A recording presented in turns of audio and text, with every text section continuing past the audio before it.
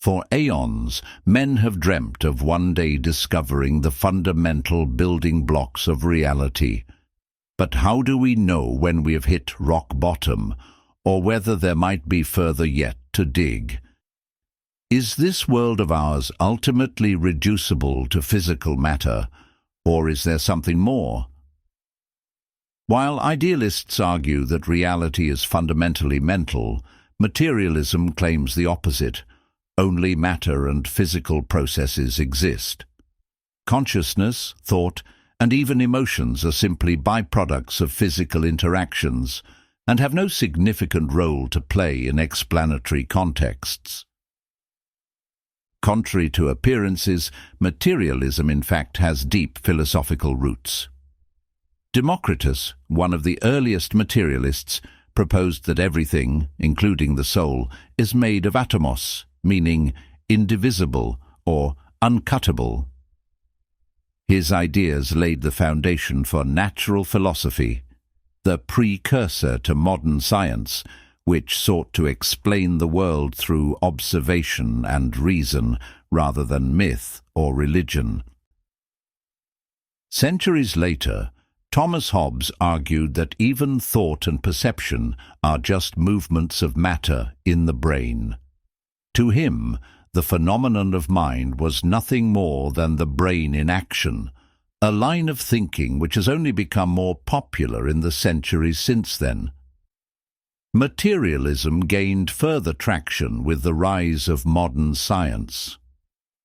Isaac Newton described a universe governed by mechanical laws, where every effect had a physical cause.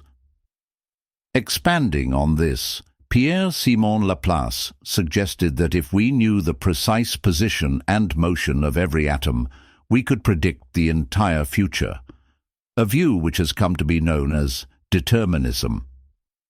But materialism is not just about physics. It reshaped how we understand life itself, freeing us from the yoke of theological expositions and religious institutions through the birth of evolution.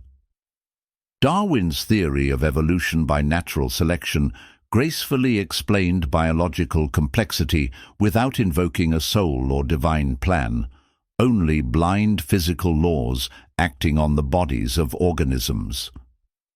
Later, neuroscience strengthened the case for materialism by demonstrating that mental states correspond in very reliable ways to brain activity, suggesting that consciousness is a function of the brain rather than something which enters into the body in the form of a soul. However, few materialists, if any, agree on how matter gives rise to consciousness. Reductive thinkers tend to argue that thoughts and experiences are nothing but neural activity, that mental states are entirely reducible to physical processes. Eliminative materialists like Paul and Patricia Churchland go further, suggesting that our concepts of beliefs and emotions are outdated folk psychology and will eventually be replaced by neuroscientific explanations. A modern form of materialism, physicalism, holds that everything, including abstract concepts, can ultimately be explained in physical terms. Even information, emotions, and moral values emerge from complex material interactions. However, ongoing debates in consciousness studies raise questions about whether subjective experience can ever be fully accounted for in physical terms alone. Indeed, idealists contend that consciousness cannot be explained away. Materialism forces us to rethink what we mean by existence.